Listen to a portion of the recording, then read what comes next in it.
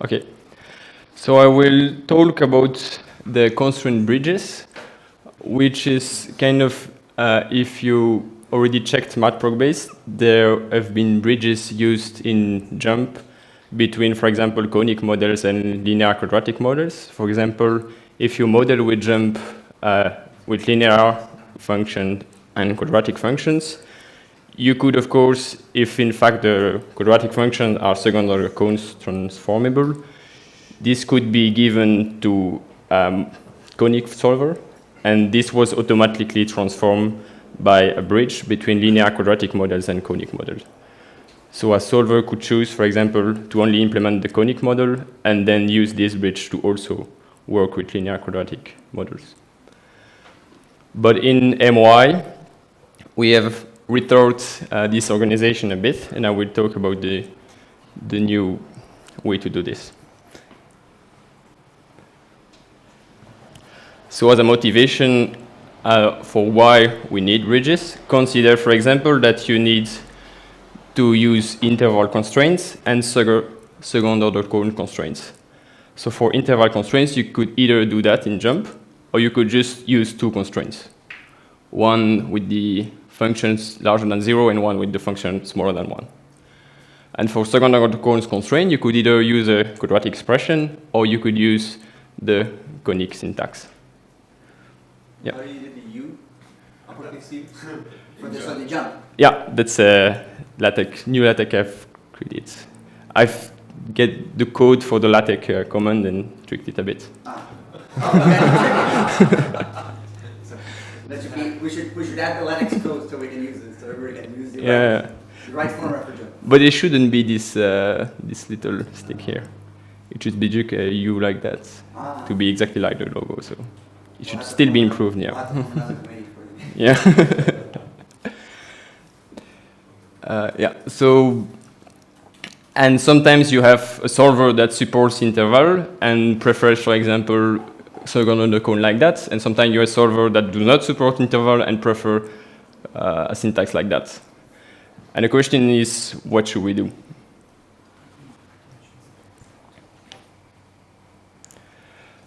So a first solution would be, let's not define interval constraint in JuMP, because not all solvers support it. We should maybe not have this kind of sets.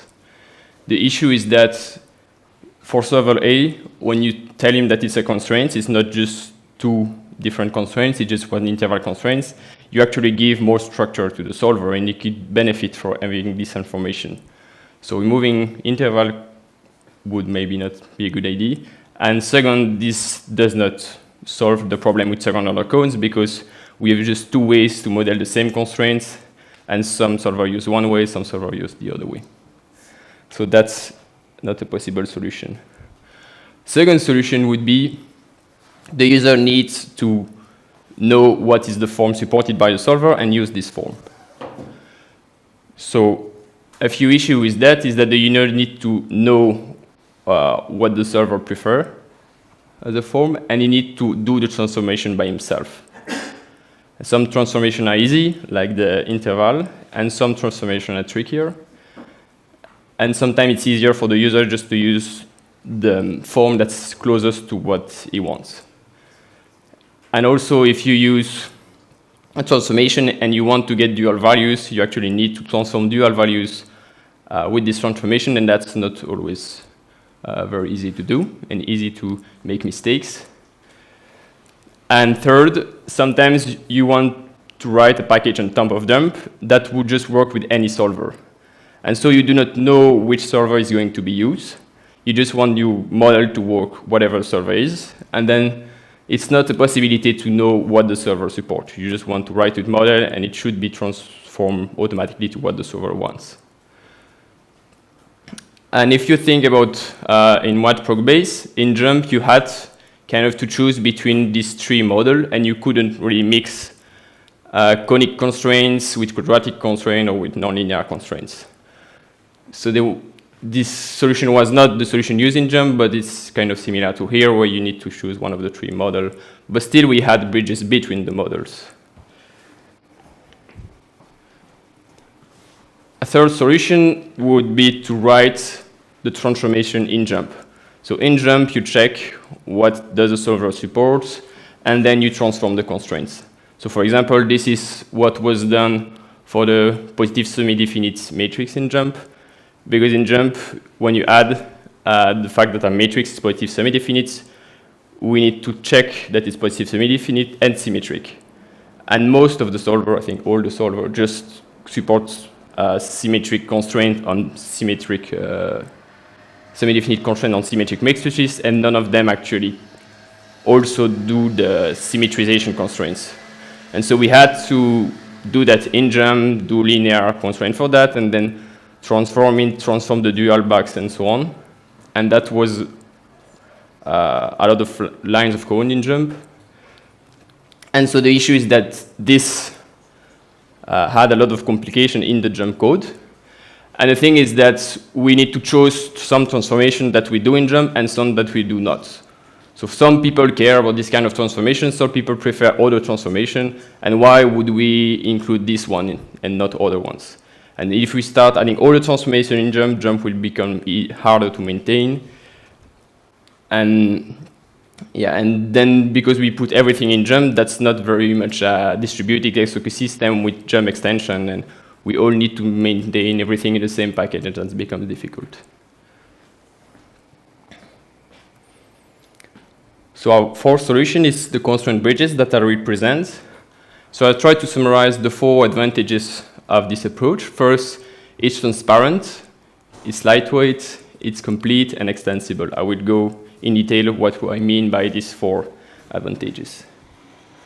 So first, it's transparent. So for example, JuMP, with the new version 0.19 not yet released, what happens is JuMP as a field with an optimizer. And JuMP communicates with this optimizer directly with MOI, and it doesn't actually assume a lot about the optimizer. With MOI, we have an interface to communicate between any optimizer, and JuMP just uses this interface and suppose that the optimizer just implements everything in this interface.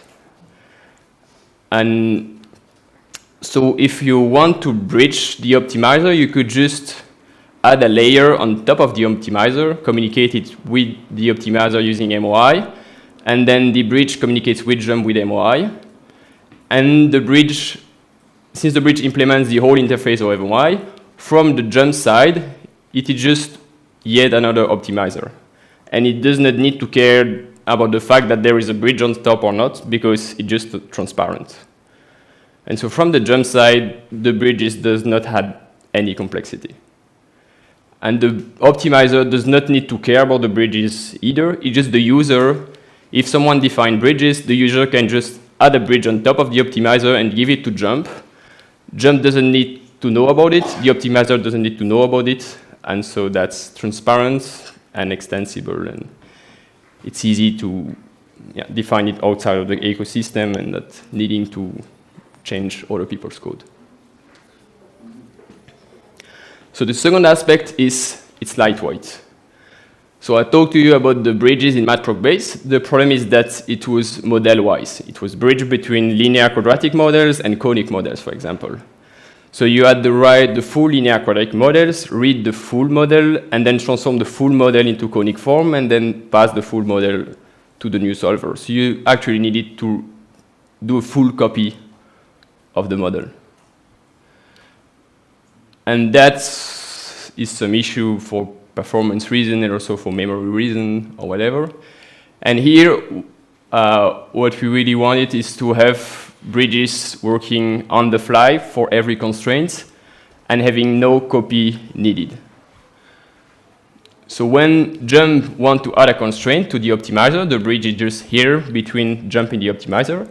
And it will first check if the constraint is supported by the optimizer. Excuse me? The bridge is Yeah. responsible for checking. Yeah, the bridge takes that. How does it know what the optimizer? So every optimizer should define the isSupported function. No, it's a supports constraint function to declare what are the type of constraints it supports. And so the bridge calls these constraints to know if it's supported or not. What's nice is that since these constraints only depends on the type of the arguments, In fact, this could even be optimized out. By the compiler, you know, if this is the type of the argument, it's just going to go through the optimizer. So if all your constraint you add does not need any bridging, in fact, you will really have exactly the same. There won't be any change because there is no complexity. It's just optimized out. And then if your constraint needs to be bridged, then per constraint, you will select the appropriate bridge for the constraint. And then the bridge will transform the constraint into a new form that is supported by the optimizer. And then it will add new constraints. And maybe one of these constraints still need to be bridged, because sometimes you need to chain a few bridges. I will give example. And then if these are supported, you give them to your optimizer, otherwise you bridge them, and so on. So that's the workflow. So third, I said it's complete. What we mean by that is that the bridges implement all the MOI interface in a transparent way. So, for example, if it adds constraints to the optimizer, then if you ask the optimizer what are the constraints you have, it will also return the new constraint added by the bridges. But the user doesn't want this constraint because he hadn't added them. It was just bridged. And so the bridge should change the calls return by the optimizer to remove the constraint that it had added and to re-add the constraint that it had bridged. And also, when you ask dual values to the optimizer, it will return the dual values of the transform constraints. And so the bridge needs to actually transform these duals to be the duals of the actual constraint as if it wasn't bridged.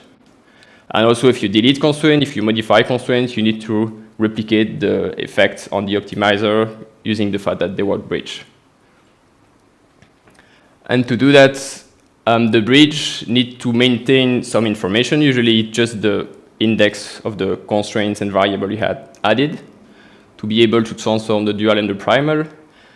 And if you want to support the fact that the user could want to get back the constraint function, a constraint set of the constraint that was bridged, you actually need to keep these also in memory. So, norm, would this allow the bridge to you define norm of x, less than or equal or something, and would the bridge be able to transform that?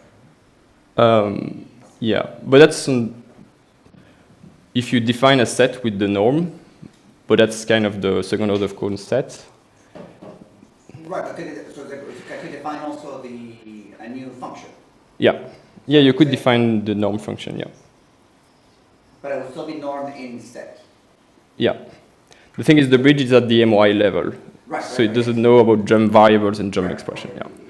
So something, so this is really, it's not, it doesn't resolve the easy syntax. Because MOI doesn't care about easy syntax. It's always function is set. I mean, you exactly. can define a new MOI function called the norm of an defined expression. Yeah. Right. But then it would still be norm, you would still be writing as norm of a defined expression in non-negative order, let's say.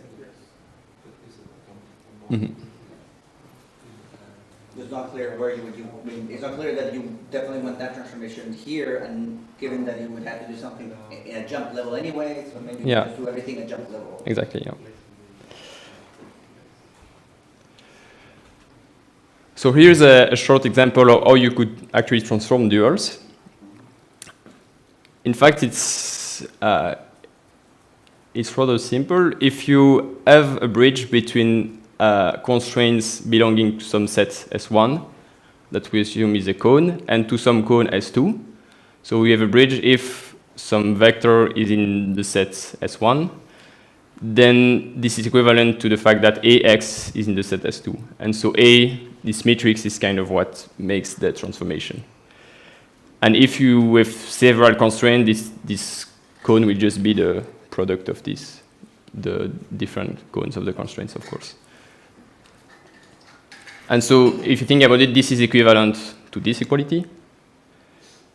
And in fact, you have a nice identity in convex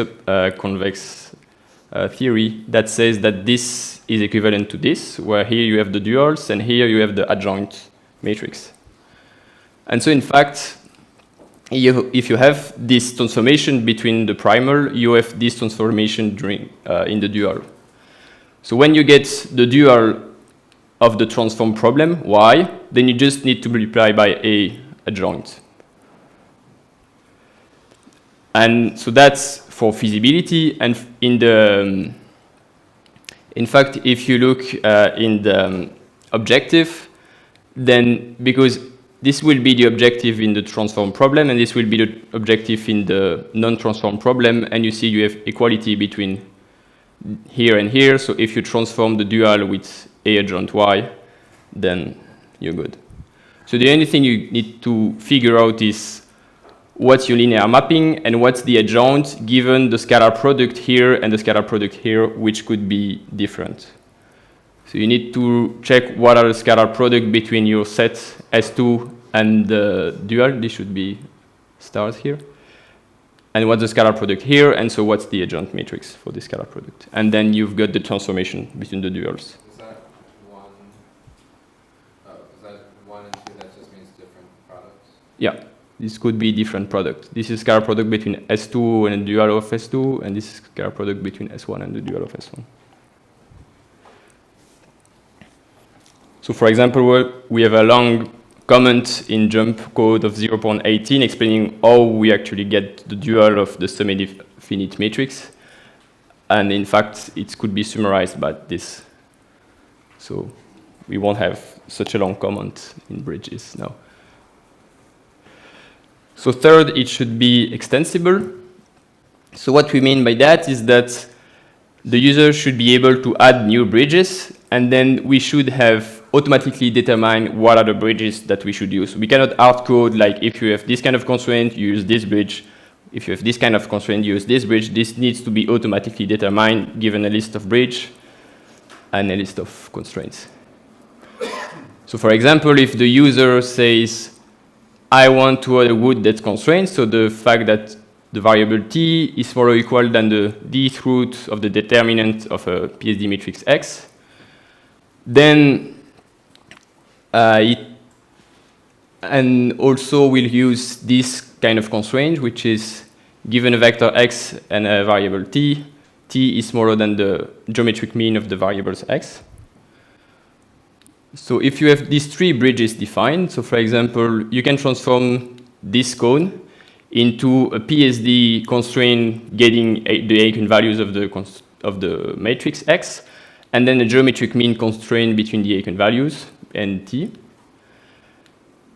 But then you could also have bridges to transform, should be geometric mean between rotated second order cone constraints, and a bridge is transforming geometric mean between power cones constraint. This bridge was presented by Ulf on Wednesday. And the question is, which bridge should we choose? So it's clear that we should first use this bridge, and then we should use one of these two. But what should be the criterion for the algorithm to choose? So what obvious criterion could be we want to minimize the number of bridges needed. For example, if you have one direct bridge for a constraint, instead of using two different bridges, then maybe it's a more specific bridge, so it's more efficient. But then between these two, it's two bridges into two cases, so we cannot really decide using this argument. So maybe we could add cost to bridges, saying that maybe this one is cheaper. So if the solver supports power cone, then it should use this one, and it should use this one if the solver does not support power cone. So, and then once we have defined this criterion, we need to actually find the bridges. And so if you think about it, so the criterion minimizes the number of bridges used. It's kind of a short of path problem, but in a weird graph.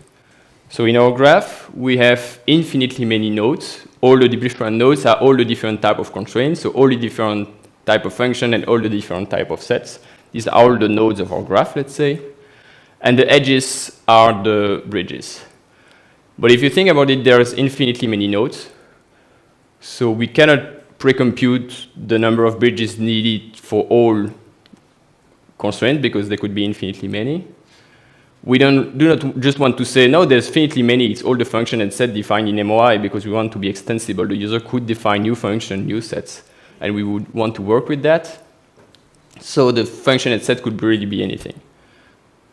And the edges, a bridge could support infinitely many constraints, because, for example, you could say, I can transform any function in this set into any function in this other set. And so it supports infinitely many constraints. So even if you fix the bridge, you still have infinitely many edges with this bridge. And given a bridge and a node, you can have multi-output. For example, if you look at our example here, this bridge, it starts with one constraint, and then it creates one PSD constraint and one geometric mean constraint. So it creates two constraints. And so we say that this edge between root.code has two outgoing edges, two outgoing nodes, one with PSD and one with geometric mean. And we write ABFS for the set of constraints created by the bridge B with FNS constraints. But what they could use is the fact that if you fix, because you have finitely many bridges set, normally we won't support infinitely many bridges because I don't know how you would define that. So we can always assume that there is finitely many bridges available. And so given a set, we only have finitely many bridges supporting these constraints. So we could use that in our shortest path algorithm. So now, what's the shorter path problem we need to solve? We need to find the number of bridges that are needed to bridge FNS constraints. So obviously, if FNS constraints are supported by the optimizer, that's 0. It just passed directly. Otherwise, it's 1, because you need at least one bridge. And then for each bridge, for all the constraints that you generate, you look at the number of bridges needed to bridge these constraints. And then you take the bridge that needs the less number of constraints created. So you minimize over all the available bridges, and then you sum. So normally, if you look at a classical shortest path algorithm, you do not have this part because you do not have multi-output edges. But here we have that. So these are the most classical shortest path algorithm. We have breadth first search, which is only used when edges have cost 1. Then Dijkstra, which is the best one when edges have cost that are non-negative. Otherwise, you could have, it wouldn't work.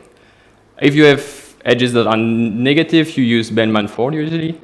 And it even works if you have a negative cycle so that the shortest path is equal, as in fact, minus infinite length, because you have a cycle with negative cost, so you can just take this cycle infinitely. And Bellman-Ford even works in that case.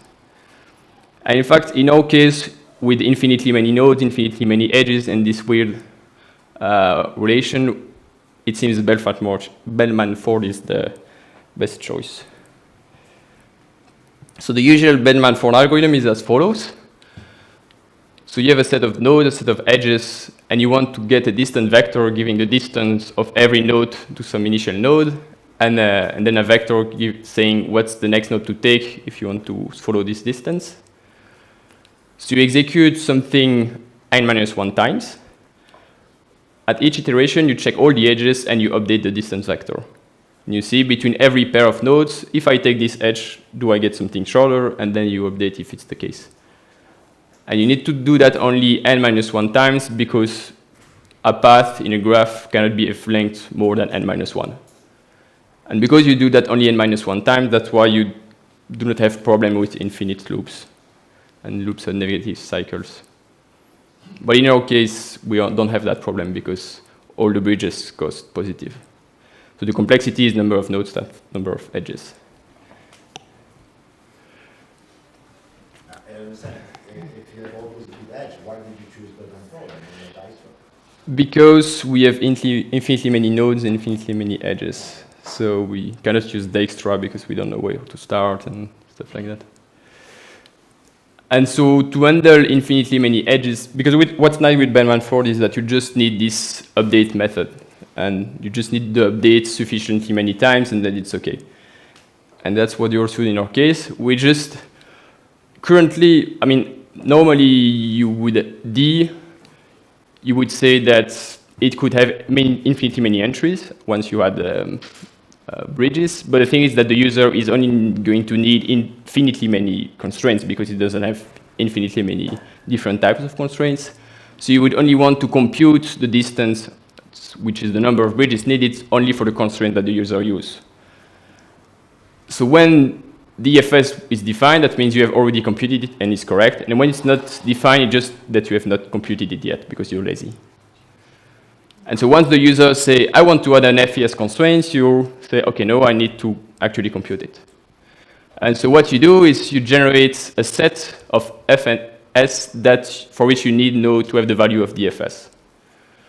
And to know what is this set, you look at this relation. So to get DFS, you also need to know DFS for all the constraints created by the bridges supported by supporting FNS constraints.